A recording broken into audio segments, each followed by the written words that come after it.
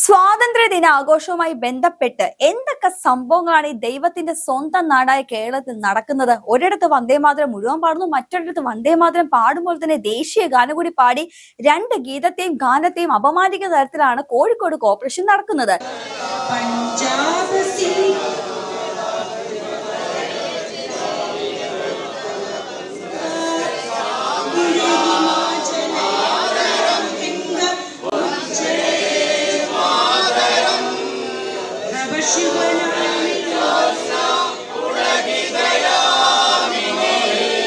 ചിലയിടത്ത് പാടാം, ചിലയിടത്ത് പാടാൻ പാടില്ല.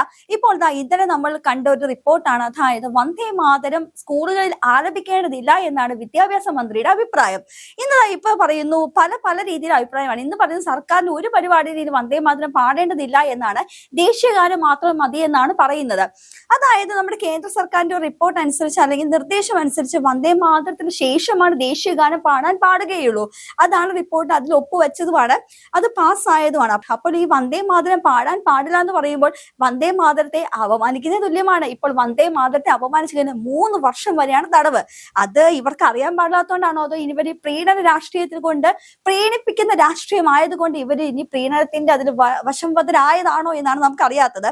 എന്താണെങ്കിലും ആദ്യം നമുക്ക് കോഴിക്കോട് കോർപ്പറേഷനിൽ നിന്ന് തന്നെ തുടങ്ങാം.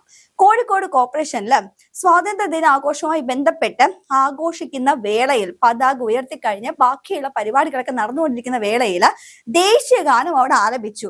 അതായത് ഈ പ്രോട്ടോകോൾ അനുസരിച്ച് ദേശീയഗാനം ആലപിക്കേണ്ടത് വന്ദേ മാതരത്തിന് ശേഷമാണ്. അപ്പോൾ എന്ത് ചെയ്തു? ഈ വന്ദേ മാതരവും പാടി. ഈ വന്ദേ മാതരം പാടിക്കഴിഞ്ഞ് ഓട്ടോമാറ്റിക്കായി ഈ ദേശീയഗാനം പാടുന്നവരെ വോളിയം അങ്ങ് കൂടി. ലാസ്റ്റ് എന്ത് ചെയ്തു? അടിയായി, ബഹളായി. 2 പേർക്കെതിരെ കേസും വന്നു. അതായത് ഇപ്പോൾ ഡെപ്യൂട്ടി മേയർക്കുമെതിരെ, അതുപോലെ മേയർക്കും ഡെപ്യൂട്ടി മേയർക്കും നിയമ നടപടി സ്വീകരിക്കുമെന്നാണ് BJP കൗൺസിലർ വ്യക്തമാക്കിയിരിക്കുന്നത്. എന്താണ് ഇവിടുത്തെ വിഷയം എന്ന് വെച്ച് കഴിഞ്ഞാൽ, വന്ദേ മാതരം പാടാൻ പാടില്ല. വന്ദേ മാതരം RSSന്റെ ഗീതമാണെന്നാണ് ഒരു വിഭാഗം ആളുകൾ പറയുന്നത്. അതുകൊണ്ട് വന്ദേ മാതരം നമുക്ക് പാടേണ്ട കാര്യമൊന്നുമില്ല. തുടക്കത്തിൽ ഈ വന്ദേ മാതരം വിഷയം വന്നു കഴിഞ്ഞപ്പോൾ ഇവിടുത്തെ പ്രതിപക്ഷ നേതാവായ നമ്മളുടെ സ്വന്തം പിണറായി വിജയനാണ് ആദ്യമേ ഇതെടുത്തു വന്നത്. അദ്ദേഹം വന്ദേ മാതരം ഈ 2 വരികൾ മാത്രം പാടിയാൽ മതി, ബാക്കിയുള്ളൊരു പാടേണ്ടതില്ല. കാരണം എല്ലാവർക്കും ഒരുപോലെ പാടിക്കഴിഞ്ഞാൽ ചിലർക്ക് മുറിവേൽക്കുമെന്നൊക്കെയാണ് അദ്ദേഹം പറഞ്ഞത്. യഥാർത്ഥത്തിൽ വന്ദേ മാതരം പാടിയാലും കേട്ടാലും മുറിവേൽക്കുന്നത് ആർക്കാണ്? മുറിവേൽക്കുന്ന സഹോദരന്മാരാണോ ഇന്ത്യയിലുള്ളത്? അങ്ങനെ മുറിവേൽക്കുന്ന സഹോദരന്മാരെല്ലാം 1947 ഓഗസ്റ്റ് 14 ഇന്ത്യയിൽ നിന്ന് ഒരു ചെറിയ കഷ്ണം പറിച്ചുകൊണ്ട് അങ്ങ് പാകിസ്ഥാൻ രാജ്യം ഉണ്ടാക്കിയതല്ലേ? അപ്പോൾ ഇനിയിപ്പോ ഇവിടെ മിച്ചമുള്ള ഇന്ത്യയിലെ ബാക്കിയുള്ള സഹോദരന്മാർക്ക് വന്ദേ മാതരം കേൾക്കുമ്പോൾ ഇത്രമാത്രം മുറിവേൽക്കാൻ ഇതിന് മാത്രം മുറിവ് ഇവിടെ എവിടെയാണ് ഉള്ളതെന്നാണ് എനിക്ക് ചോദിക്കാനുള്ളത്. അതുപോലെ ഈ കേരളത്തിലെ ഇത്രയും ആളുകൾ ഈ വാർത്ത കേൾക്കുമ്പോൾ അവർക്കും ചോദിക്കാനുള്ള ഇതേ ഒരു കാര്യം തന്നെയാണ്. കാരണം വന്ദേ മാതരം എന്നൊരു ഗീതം വെറും ഒരു ഗീതമല്ല, ഒരു വിപ്ലവ ഗാനമായിരുന്നു. സ്വാതന്ത്ര്യ സമരത്തിൽ ഇതൊരു വിപ്ലവ ഗാനം തന്നെയായിരുന്നു. അവിടെ ഹിന്ദുക്കൾ, ക്രിസ്ത്യൻസ്, മുസ്ലിംസ്, സിഖുകാർ, അന്ന് ഏതൊക്കെ മതത്തിലുള്ള ആളുകൾ ഇന്ത്യയിൽ ഉണ്ടായിരുന്നു അവരെല്ലാം ഏക സ്വരത്തിൽ പാടിയിരുന്ന ഗാനമായിരുന്നു വന്ദേ മാതരം. ഈ വന്ദേ മാതരം എന്ന ഗീതത്തെ തുടക്കത്തിൽ അടിച്ചമർത്തിയത്, അതായത് പാടാൻ പാടില്ല നിരോധിച്ചത് ബ്രിട്ടീഷുകാരാണ്. ഈ ബ്രിട്ടീഷുകാരുടെ അതേ നിയമം തന്നെയാണ് ഇപ്പോൾ പാടുന്നത്. അതായത് തുടക്ക കാലഘട്ടത്തിൽ കോൺഗ്രസുകാരെല്ലാം ഈ ഗീതം ആലപിച്ചിരുന്നു. പ്രത്യേകിച്ച് നമ്മുടെ രവീന്ദ്രനാഥ ടാഗോർ, ദേശീയ ഗാനം എഴുതിയ രവീന്ദ്രനാഥ ടാഗോർ വരെയും ഈ ഗാനം, അതായത് വന്ദേ മാതരം എന്ന ഗാനം മുഴുവനായിട്ട് ആലപിച്ചതാണ്. കോൺഗ്രസിന്റെ ആദ്യകാല സമ്മേളനങ്ങളിലെല്ലാം നെഹ്റു, സ്വതന്ത്ര ഇന്ത്യയിലെ ആദ്യത്തെ പ്രധാനമന്ത്രി നെഹ്റുവിന്റെ അന്നത്തെ നേതൃത്വത്തിലുള്ള കോൺഗ്രസ് എല്ലാം ഈ ഒരു ഗാനം ആലപിച്ചതാണ്, മുഴുവനായിട്ട് ആലപിക്കുകയാണ്. കോൺഗ്രസിന്റെ ആദ്യകാല സമ്മേളനങ്ങളും മീറ്റിങ്ങിലും എല്ലാം വന്ദേ മാതരമായിരുന്നു അവരുടെ തുടക്കം.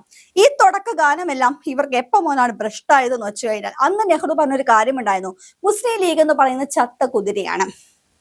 എന്നാൽ ഇന്ന് ആ ചത്ത കുതിരയെ കൂട്ടുപിടിച്ചാണ് ഇവിടെ കേരളത്തില് അധികാരത്തിൽ വന്നിരിക്കുന്നത്. ഇത് ബാക്കിയുള്ള വന്ദേ മാതരം ബാക്കിയുള്ള സംസ്ഥാനങ്ങളെല്ലാം പാടാം എങ്കിൽ കേരളത്തിൽ മാത്രം എന്തുകൊണ്ട് പാടിക്കൂടാ? ഇനി ഇവിടെ പാടാൻ പാടില്ല എന്ന് പറഞ്ഞ് 2 വരി മാത്രം പാടാം എന്ന് പറയുന്നവർ നമ്മുടെ പാർലമെന്റില് കഴിഞ്ഞ ദിവസം വന്ദേ മാതരം മുഴുവൻ ആലപിച്ചപ്പോൾ ഒരു എതിർ ശബ്ദമില്ലാതെ കേട്ടു നിന്നുവല്ലോ, ആലപിച്ചുവല്ലോ. എന്താണ് അതിന്റെ അർത്ഥം? അപ്പൊ തലതൊട്ടപ്പന്മാർക്ക് എന്തുമാകാം, കേരളത്തിൽ മാത്രം ഒന്നും ആകാൻ പാടില്ല. അവിടെ എന്താ പ്രീണ രാഷ്ട്രീയം അല്ലാത്തത് കൊണ്ടാണോ? അതാണ് നമുക്ക് ചോദിക്കാനുള്ളത്. കേരളം ഭരിക്കുന്നത് ഇപ്പോൾ പ്രീണന രാഷ്ട്രീയത്തിന്റെ ആളുകളാണോ? ലീഗ് പറയും നിയമം ലീഗ് ഭരിക്കും കേരളമെന്ന്.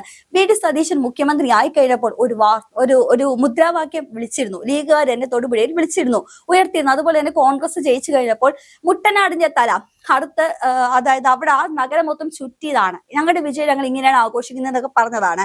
ഇങ്ങനെയൊക്കെ ഇത്രയും കൊടൂരമായിട്ടും നിഷ്ഠൂരമായിട്ടും ഒക്കെ കാണിക്കുമ്പോൾ നമുക്ക് തോന്നുന്നു ശരിക്കും ലീഗ് പറയും നിയമങ്ങൾ ലീഗ് ഭരിക്കും കേരളം. ഇപ്പോൾ ശരിക്കും ഭരിക്കുന്നത് ലീഗ് തന്നെയാണെന്നാണ് നമുക്ക് തോന്നുന്നത്. കാരണം വേറൊന്നുമല്ല, നമുക്കറിയാം ഇവിടുത്തെ കേരളത്തിലെ മുഖ്യമന്ത്രി ആരാകും എന്നൊരു ത്രികോണ മത്സരം തന്നെയായിരുന്നു. കാരണം KC വേണുഗോപാൽ ഉണ്ടായിരുന്നു, VD സതീശൻ ഉണ്ടായിരുന്നു, രമേശ് ചെന്നിത്തല, ഒരു ത്രികോണ മത്സരം തന്നെയായിരുന്നു ശരിക്കും അരങ്ങേറുന്നത്. ഈ ത്രികോണ മത്സരത്തിൽ KC വേണുഗോപാലായിരുന്നു ഇവിടുത്തെ സകല MLA മാരും സപ്പോർട്ട് ചെയ്ത് പിന്തുണ കൊടുത്തിരുന്നതും KC വേണുഗോപാലായിരുന്നു. പിന്നെ ഈ KC വേണുഗോപാലിനെ രമേശ് ചെന്നിത്തലയെ കടത്തിവെട്ടി VD സതീശൻ മുഖ്യമന്ത്രി ആയത് തന്നെ മുസ്ലിം ലീഗിന്റെ ഒരൊറ്റ കടും പിടുത്തം കൊണ്ട് മാത്രമാണ്. സോണിയാഗാന്ധി മുസ്ലിം ലീഗിനെ വരെ വിളിച്ചു, പക്ഷെ അവര് വശംവദരായില്ല. ആ ഒരൊറ്റ കാരണത്തിലും എടുത്ത നിലപാടിന്റെ ഒരൊറ്റ അതിലും മാത്രമാണ് ഇന്ന് VD സതീശൻ മുഖ്യമന്ത്രിയായിരിക്കുന്നത്. ആ VD സതീശന് ഇവിടെയുള്ള മുസ്ലിം ലീഗിനെ എതിർത്ത് സംസാരിക്കാൻ ധൈര്യമില്ലാത്ത അത്രയും കാലം ഇവിടെ വന്ദേ മാതരം എന്നല്ല, ദേശത്തിന്റെ ഒരു ഗീതം പോലും ആലപിക്കാൻ ഇവർ സമ്മതിക്കുകയില്ല എന്നാണ് നമ്മൾ ഇനി കണ്ടുവരാൻ പോകുന്നത്.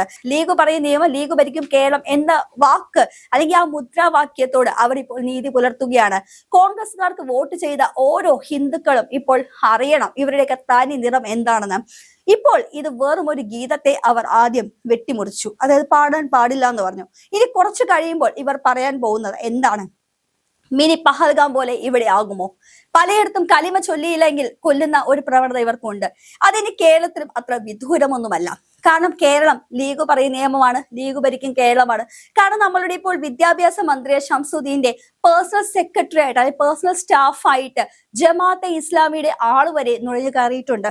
അതേപോലെ തന്നെ ഉന്നത വിദ്യാഭ്യാസ മന്ത്രിയായ റോജി ജോണിന്റെ പേഴ്സണൽ സെക്രട്ടറി അല്ലെങ്കിൽ പേഴ്സണൽ സ്റ്റാഫായിട്ട് നിൽക്കുന്നത് ജമാഅത്തെ ഇസ്ലാമിയുടെ ആളുകളാണ്. അപ്പോൾ നിങ്ങൾ ഒരു കാര്യം ഒന്ന് ആലോചിച്ച് നോക്കൂ.